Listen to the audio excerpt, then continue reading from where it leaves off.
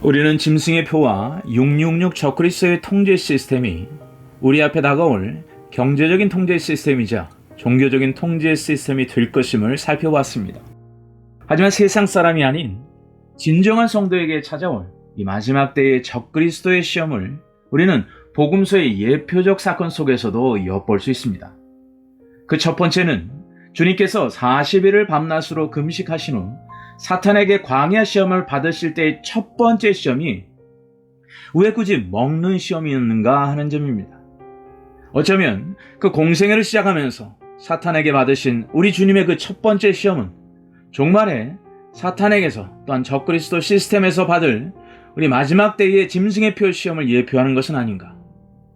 또한 우리의 가장 연약한 부분, 우리 믿음이 가장 공격받을 수 있는 적의 공격이 바로 우리의 먹는 문제로 다가오는 것은 아닌가 라는 점입니다. 두 번째는 예수님의 공생애에서 가장 예수님을 당대 슈퍼스타로 만든 오병이어의 기적의 사건 속에 너무나도 역설적이게도 마지막 때의 짐승의 표의 시험, 즉 먹고 사는 문제 앞에서 우리의 믿음의 선택의 결과가 과연 어떻게 나타나게 될 것인가를 지금 예언하고 있는 사건으로서 메시지를 품고 있는 것은 아닌가 라는 생각입니다. 분명 짐승의 표는 단순히 경제적인 통제 시스템으로서의 의미만이 아닙니다. 종말에 있을 기근의 문제를 해결할 구세주로서의 자신의 입지를 동시에 부각하면서 마치 오병이어의 표면적인 면만 바라보던 그 무리들처럼 사람들은 자신의 육신의 배고픔에 지긋지긋한 어려움의 문제를 해결해줄 정치적인 왕으로서 적그리스도를 떠받들게 되는 사건이 일어나게 될 것입니다. 오병이어를 통한 생명의 떡에 대한 교훈 앞에 무리들은 사라졌죠. 그리고 12명의 제자만 남았습니다. 그런데 주님은요, 그 남은 자 중에서도 하나가 마귀라고 하시면서 배신을 예고하셨습니다. 그 유일한 제자가 가룟 유다 아니겠습니까? 예전에는 그저 한 명의 배신의 사건으로만 보았지만 이제 이것이 종말의 사건과 연동될 때 가룟 유다는요, 단순한 가룟 유다가 아닌 것입니다. 마지막 때에 바로 배도할 안타까운 그 교회의 모형적 예언을 대표하고 있는 인물로서 다가오는 것이죠. 비록 몸은 예수와 함께 있지만 그 마음은 두 마음을 품은 자로서 이미 배도가 시작된 것이라는 무서운 경고를 말씀하고 있음을 가룟 유다를 통해서 남겨두신 것입니다. 마지막 때 일어날 배도할 교회의 모습을 예언적으로 나타내신 주님의 뜻인 것이죠. 예수님의 공생애에 이 먹는 문제의 시험에 대한 해답을 뭐라고 남기셨을까요? 사람이 떡으로만 살 것이 아니라는 것입니다. 하나님의 입으로 나오는 모든 말씀으로만이 산다고 말씀하셨죠. 오병이어의 기적 속에서도 주님이 선언한 결론은 무엇일까요? 내가 생명의 떡이고 나를 먹는 자가 영원히 산다라는 그 선언 아니셨겠습니까? 짐승의 표를 통해 얻는 그 매매를 통한 육신의 배고픔 해결은 결국 생명이 될 수 없다라는 선언이셨어요. 결론은 이것입니다. 예수님이 사탄의 시험을 이기는 능력도, 오병이어 기적을 통해 예수님께서 우리가 깨닫기를 원하는 메시지도, 종말의 때에 참된 이기는 성도는 무엇으로 이겨야 한다고 결론을 내리고 있는가? 바로 그것입니다. 계시록 14장 12절은 이렇게 말씀합니다. 성도들의 인내가 여기 있느니 그들은 하나님의 계명과 예수님에 대한 믿음을 지키는 자니라. 아멘. 말씀입니다. 배도하지 않은 충성된 한마음 한믿음이라는 거예요. 많은 사람들의 현재의 초점이 무엇인 줄 아십니까? 짐승의 표가 무엇이 될 것인가에 초점을 둡니다. 베리칩이냐 아니면 인공지능을 통한 인체 내 삽입 기술이냐 아니냐, 물론 중요한 관심일 사일 수 있습니다. 하지만 그것의 외형적인 모습에만 관심을 두게 된다면 또 다른 사탄의 술수에 우리의 초점을 잃어버리게 될 가능성이 농후합니다. 주님이 원하시는 주 관심사는 그것이 아니기 때문에 주님이 원하시는 주 관심사는 무엇인가? 형태가 아닙니다. 분명하고도 속일 수 없는 명백한 사실 하나가 있습니다. 장차 진짜 짐승의 표가 등장한다면 반드시 100% 확실하게 우리의 삶에 현실적으로 매매하지 못하게 하는 일을 담보로 하면서 상징이 아닌 문자 그대로 우리의 이마와 손에 짐승의 표를 받게 하는 일이 벌어지게 될 것이라는 사실이죠. 바로 그때 1차적으로 무리와 성도는 홍해 갈라지듯 나누게 될 것입니다. 그리고 2차적으로는 인내하는 성도인가 아니면 가롯 유다의 두 마음을 품은 자들인가로 알곡과 가라지로 나누게 될 것입니다. 자, 그런데 또 하나 중요한 것이 있죠. 이미 2012년을 전후해서 베리칩 이슈로 이슈가 된 적이 있습니다. 한 번 구원은 영원한 구원이기 때문에 믿음으로 고백했다면 이러한 짐승의 표는 우리들의 구원과는 전혀 상관없다라고 주장하는 대다수의 교회가 있었습니다. 근데 그렇게 주장한 그분들의 이유가 무엇일까요? 성경을 상징으로만 바라보았기 때문입니다. 현실로 받아들이지 않기 때문에 너무나도 쉽게 속아 넘어간다는 것이죠. 하지만 성경은 분명히 우리에게 뭐라고 말씀합니까? 짐승의 표를 받으면 어떻게 된다고 말씀합니까? 계시록 14장 9절로 11절의 말씀 한번 같이 읽겠습니다. 만일 누구든지 짐승과 그의 우상에게 경배하고 이마에나 손에 표를 받으면 그도 하나님의 진노의 포도주를 마시리니 그 진노의 잔에 섞인 것이 없이 부은 포도주라. 거룩한 천사들 앞과 어린 양 앞에서 불과 유황으로 고난을 받으리니 그 고난의 연기가 세세토록 올라가리로다. 짐승과 그의 우상에게 경배하고 그의 이름표를 받는 자는 누구든지 밤낮 쉼을 얻지 못하리라 하더라. 아멘. 종말의 짐승의 표를 받고 안 받는 것은 역사의 레스트 러너들에게는 구원과 분명하게 상관이 있다라고 성경은 명시하고 있다는 사실을 잊지 마시기 바랍니다. 왜 이러한 말씀을 하시는 걸까요? 구원은 믿음으로 얻습니다. 그 말은 맞습니다. 그런데 그 믿음이 정금 같은 믿음이 아니라 찌꺼기가 가득한 순도가 떨어진 믿음이라고 한다면 그 구원이 제대로 보장받을 수 있을까요? 그렇지 않을 것입니다. 이 세상 어떤 신자도 주께서 베푸시는 불같은 시험의 환난 없이는 그 믿음이 진짜로 검증될 수 없다는 것이 성경이 말씀하는 진짜 믿음이기 때문인 것이죠. 사랑하는 성도 여러분, 그래서 마지막 때의 교회를 나타내는 라오디게아 교회에서 하신 말씀이 있었습니다. 세 가지를 사라고 하시면서 첫 번째로 하셨던 경고의 말씀, 권면의 말씀이 무엇이었을까요? 계시록 3장 18절은 이렇게 말씀합니다.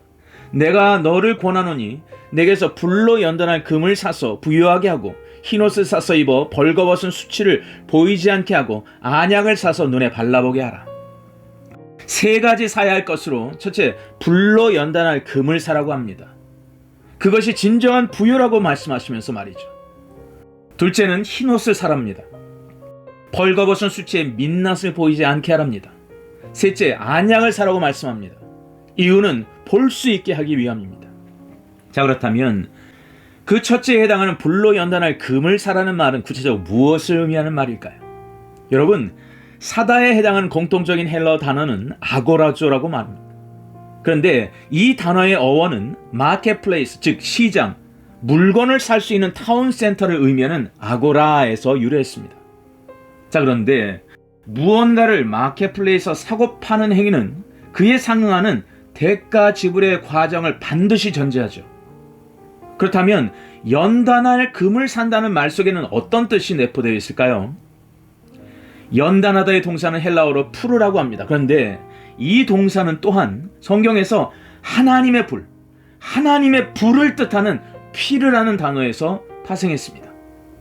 이 하나님의 불의 역할은 모든 것을 하나님과 같은 유사성으로 변화시키는 매개체의 역할을 한다는 거예요. 성경에서. 그리고 금은요, 일반적으로 성경에서 믿음 또는 하나님과의 친밀함으로 해석됩니다. 결국 순도 높은 금을 얻기 위해서 뜨거운 풀무불에서 불순물을 제거하는 재련의 과정이 필요하듯이 참된 영적인 부자가 되기 위해서는 불순물이 제거된 순도 높은 정금 같은 믿음을 소유해야 하며 그것을 얻기 위해서는 반드시 필수 과정인 환난을 통과하는 대가를 지불해야 한다는 말씀이 되는 것입니다. 자, 이처럼 마지막 때의 교회를 힌트하는 라오디게아 교회를 통해 말세 교회는 그 믿음의 순도를 더욱 끌어올리고 알곡과 쭉정이를 가려내기 위해서 환난의 불시험을 반드시 베푸신다는 것입니다. 라오디게아 교회를 향한 주님의 권면 안에서 이미 장차 교회가 받을 짐승의 표 환난을 예언하고 있다는 것이죠. 그리고 이것은 말세 교회가 구원을 받을 옵션이 아니라는 거예요. 필수 코스가 될 수밖에 없는 이유임을 밝히고 있는 겁니다. 사랑하는 여러분, 여러분에게 영원한 부여가 되는 이 불로 연단할 금 참된 믿음을 끝까지 붙드시기를 주님의 이름으로 축원합니다. 자, 그렇다면 두 번째, 흰옷을 사서 입어 벌거벗은 수치를 보이지 않게 하라는 말씀은 과연 무슨 뜻일까요? 성경에 보면 흰옷이 여러 번 등장합니다. 하지만 같은 흰옷이라도 동일하지가 않습니다. 왜냐하면 여기는 엄청난 의미의 차이를 내포하는 단어의 차이가 존재하기 때문인데요. 우리 다 함께 계시록 6장 10절로 11절의 말씀 한번 같이 읽겠습니다. 시작. 큰 소리로 불러 이르되 거룩하고 참되신 대주제여 땅에 거하는 자들을 심판하여 우리 피를 갚아주지 아니하시기를 어느 때까지 하시려 하나이까 하니 각각 그들에게 흰 두루마기를 주시며 이르시되 아직 잠시 동안 쉬되 그들의 동무 종들과 형제들도 자기처럼 죽임을 당하여 그 수가 차기까지 하라 하시더라. 아멘. 방금 읽은 계시록 6장 10절로 11절에 흰 두루마기는 순교자들에게, 나머지 순교자들의 수가 채워질 때까지 잠시 동안 기다리라고 하나님께서 순교자들에게 주시는 옷으로 묘사된 스톨레라는 단어가 사용되었습니다. 이것은요, 보통 고대 그리스 로마 시대 주로 여성들이 입던 긴 드레스를 의미했습니다. 그런데 요한계시록 내에서 이 옷을 입은 또 다른 그룹이 있죠. 바로 하나님의 인을 맞은 14만 4천의 믿는 유대인 이외의 하나님의 인을 맞은 각 나라와 족속과 백성과 방언에 능히 셀 수 없는 믿는 이방인 무리라고 말씀하고 있습니다. 특히 계시록 7장 14절은요, 이들이 어떤 특성을 가진 존재들인지 아주 상세하게 묘사하고 있습니다. 다 함께 계시록 7장 13절로 14절 말씀 같이 읽습니다. 이 흰옷 입은 자들이 누구이며 또 어디서 왔느냐? 이는 큰 환란에서 나오는 자들인데 어린 양의 피에 그 옷을 씻어 희게 하였느니라. 아멘. 즉 흰 두루마기, 흰 스톨레는 순교자들에게 주어지는 특별한 의복임을 알 수 있습니다. 자, 그런데 여기서 우리가 놓치지 말아야 하는 중요한 사실 하나가 있죠. 예수님을 위해 순교했던 자와 이기는 자에게 주어진다는 이 흰옷인 스톨레와 4대 교회에 등장했던 흰옷, 그리고 라오디게 교회에 사서 입으라고 명령했던 그 흰옷의 옷에 해당하는 헬라어가 다르다는 거예요. 거기에 사용되는 단어는 히마티온이라는 의복 전체를 총칭하는 일반적인 단어가 사용됐다는 것을 알 수 있습니다. 자, 그렇다면 왜 이렇게 다른 단어를 사용했던 것일까요? 계시록 3장과 계시록 전체적으로 사용된 히마티아 또는 히마티온, 즉 흰옷의 조건은 회개한 자 또는 생명책의 이름이 기록되어 천국에 들어가는 최소한의 구원의 조건을 받은 자임을 알 수 있습니다. 즉 히마티아는 구원 자체에 초점을 맞추고 있는 흰옷을 의미한다는 것이죠. 반면 스톨레는 순교자의 복장입니다. 천국에서 주어지는 더 높은 지위의 사람들에게 주어지는 복장임을 알 수 있습니다. 쉽게 말해 천국에도 그 영광의 차이가 복장에 따라 달리 존재할 수 있다는 것을 힌트하고 있습니다. 그러므로 스톨레는 순교자들 혹은 순교적 삶을 최소한 살아낸 참된 그리스도의 신부들에게 주어지는 특별한 혼인 예복이자 하늘 군대 제복인 스톨레라는 것을 알 수 있습니다. 자, 정리하자면 생명책의 이름이 지워지지 않는 구원받은 모든 성도들에게 주어지는 천국 시민의 기본 복장이 히마티아라는 흰 옷이라면 순교자 또는 순교적 삶을 살아낸 참된 성도들에게 주어지는 빛나고 하얀 세마포 두루마리는 스톨레라는 흰옷이라는 것입니다. 자, 그렇다면 4대 교회와 라오디게아 교회를 향해 흰옷을 사서 입으라는 것은 과연 무슨 의미일까요? 최소한 적어도 환란의 때에 연단된 믿음을 통하여 생명책에서 이름이 지워지지 않도록 예수 그리스도의 고난에 동참하여 예수님을 날마다 더욱더 사랑하고 회개하는 자리로 나아가라 라는 권고의 말씀입니다. 벌거벗은 채로 천국에 입성하지 않도록 차지도 덥지도 않은 신앙, 죽은 신앙은 내어버리라 라는 강력한 말씀인 것입니다. 자, 세 번째 사야 하는 라오디게아 교회의 물건은 안약입니다. 말세의 성도들은 비참한 영적 소경 상태 가운데 있다는 것이죠. 그렇기 때문에 이미 성경에 명시하고 강조하고 또 강조해도 짐승의 표도 분별하지 못하는 영적인 상태에 놓인 교회가 많을 것임을 성경이 예언하고 있는 것입니다. 그러므로 종말의 교회를 살아가는 오늘날의 저와 여러분의 세대는 구원의 필수 요소인 믿음과 회개와 영적 각성을 얻기 위해 지나온 다른 시대보다도 더욱더 극심한 환란을 통과해야 하는 엄청난 대가를 지불하도록 하나님께서 계획하셨다는 것을 알 수 있습니다. 하지만 그것이 나쁘지만은 않은 소식이기도 합니다. 왜 그럴까요? 그 험난한 여정 속에서도 불구하고 레스트 러너들, 마지막 종말에 달려가는 그 이기는 자들에게 주시는 선물의 기간이기 때문이기도 합니다. 다시 말해 역사의 종말, 특별히 작정하신 한 일의 환란 기간 동안 만일 레스트 러너로서 그 결승선을 잘 통과하며 이기는 자로 일어섰을 때에는 그 고난이 배인 만큼 그 축복 또한 교회사 성도들이 받는 축복의 배가 될 수 있음을 주지시키고 있기 때문입니다. 그것이 히마티아를 넘어 스톨레를 얻을 수 있는 기회이기 때문입니다. 성경은 이처럼 말세 교회에서 이기는 자들에게 주어지는 축복을 가리켜 독특하게 어떻게 표현하고 있습니까? 계시록 20장 6절 말씀 한번 같이 읽습니다. 이 첫째 부활에 참여하는 자들은 복이 있고 거룩하도다. 둘째 사망이 그들을 다스리는 권세가 없고 도리어 그들이 하나님과 그리스도의 제사장이 되어 1000년 동안 그리스도와 더불어 왕노릇하리라. 아멘. 앞으로 1000년 왕국에 대한 상세한 배움의 시간이 있을 테지만 종말의 교회에서 이기는 자에게 주어지는 축복은 1000년 왕국에서 그리스도와 함께 왕노릇하며 통치하게 되는 첫째 부활의 영광을 얻게 될 것이라는 사실입니다. 1000년 왕국의 통치자들은 누가 될까요? 성경은 분명 그 영광의 차이가 있음을 밝히고 있으며 1000년 왕국과 영원 천국은 철저한 영광의 차이가 있는 세계가 될 것임을 명시하고 있습니다. 자, 분명한 사실은 계시록의 내용을 종합해본 결과 신구약 성경 역사 속에서 하나님의 말씀과 예수를 증언함 때문에 땅에서 생명을 바친 순교자들에게만 주어지는 특권인 왕노릇하게 허락하실 것임을 예언하고 있습니다. 또는 그 순교자적 삶을 살았던 참된 성도들에게도 이 특권인 왕노릇을 허락하실 것입니다. 자, 그런데 이 놀라운 영광에 참여할 기회가 주어진 이 왕노릇에 초청받는 또 하나의 그룹이 누구일까요? 계시록 20장 4절의 말씀 함께 하시겠습니다. 시작. 또 내가 보좌들을 보니 거기에 앉은 자들이 있어 심판하는 권세를 받았더라. 또 내가 보니 예수를 증언함과 하나님의 말씀 때문에 목배임을 당한 자들의 영혼들과 또 짐승과 그의 우상에게 경배하지 아니하고 그들의 이마와 손에 그의 표를 받지 아니한 자들이 살아서 그리스도와 더불어 1000년 동안 왕노릇하니. 아멘. 그렇습니다. 짐승과 그의 우상에게 경배하지 아니하고 그들의 이마와 손에 그의 표를 받지 않은 자들이 될 것입니다. 이들은 계시록 7장에 하나님의 인을 맞은 믿는 유대인 14만 4천이 될 것이며 또한 하나님의 인을 맞은 온 열방에 믿는 이방인 흰 옷을 입고 큰 환란에서 나오는 성도들이 될 것입니다. 이들은 대부분 순교할 것이며 이들은 사도 요한처럼 살아도 차라리 죽는 것이 나은 고통을 인내하며 하루하루 버티며 살아있는 순교자로 매일의 삶을 주님의 재림을 기다리며 간절히 바라는 자들이 될 것입니다.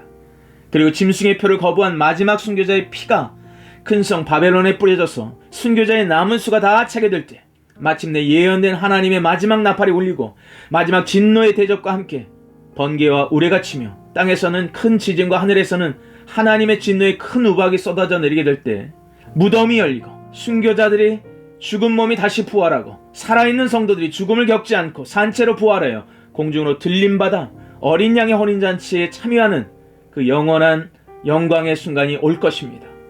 그리고 바로 그때 큰 나팔이 울리며 주님은 재림하게 될 것입니다. 바로 이것이 종말의 교회가 환란을 이겨내 영광스러운 소망을 가져야 되는 주된 이유가 될 것입니다. 바로 이 종말의 계시가 지금까지 우리가 알았던 복음의 정수인 로마서 8장 35절에 대한 이해의 폭과 깊이를 더하게 합니다. 그것은 바로 로마서 8장 35절과 38절로 39절의 말씀대로 누가 우리를 그리스도의 사랑에서 끊으리요? 환난이나 곤고나 박해나 기근이나 적신이나 위험이나 칼이라. 내가 확신하노니 사망이나 생명이나 천사들이나 권세자들이나 현재일이나 장래일이나 능력이나 높음이나 깊음에 다른 어떤 피조물이라도 우리를 우리 주 그리스도 예수 안에 있는 하나님의 사랑에서 끊을 수 없으리라 말씀합니다. 우리는 주님의 사랑에 감격하고 늘 이 말씀을 읽을 때면 우리의 구원의 확신에 대한 하나님의 사랑의 근거를 내 신앙의 중심으로 삼아왔습니다. 자, 그런데 이제서야 로마서 8장 35절에서 말한 그 우리가 어떠한 사람들인지를 알 수 있습니다. 로마서 8장 36절에서 말한 우리를 우리 주 예수 그리스도 안에 있는 하나님의 사랑에서 끊을 수 없는 그 우리가 누구인지를 어떻게 깨닫습니까? 로마서 8장 36절에 우리는 이렇게 말하고 있습니다. 기록된 바 우리가 종일 주를 위하여 죽임을 당하게 되며 도살당할 양같이 여김을 받았나이다 함과 같으니라. 아멘. 그 우리란 도살당할 양같이 여김을 받는 성도들, 계시록에서 재차 강조하고 언급한 하나님의 말씀과 예수님을 증언함 때문에 순교의 자리까지 처해지는 고난받는 성도들, 바로 순교자들 또는 순교적 삶을 사는 사람들을 말하는 것입니다. 그렇다면 이들처럼 어떻게 마지막 환난을 이기고 승리할 수 있는 걸까요? 바로 그 해답이 하나님의 사랑입니다. 하나님의 사랑이 진정한 신앙으로 만드는 것입니다. 이 마지막 때에 이 종말의 말세교회, 그래서 필요한 것은 첫 계명을 첫자리에 회복하는 하나님의 사랑의 회복인 것입니다. 그래서 아가서가 필요한 것입니다. 그래서 요한계시록이 필요한 것입니다. 하나님을 향한 첫사랑을 첫자리에 회복하는 것. 사랑하는 성도 여러분, 여러분에게 바로 이러한 하나님의 사랑이 강권하는 이 세대를 이기는 참된 능력이 있으시길 주님의 이름으로 축원합니다. 무엇보다 짐승의 표를 이길 수 있는 하나님의 말씀의 능력, 그리고 새로운 믿음의 정렬이 있음으로 말미암아 주의 길을 예배하는 거룩한 그리스도의 신부들이 되시기를 다시 한번 주 예수 그리스도의 이름으로 축복합니다.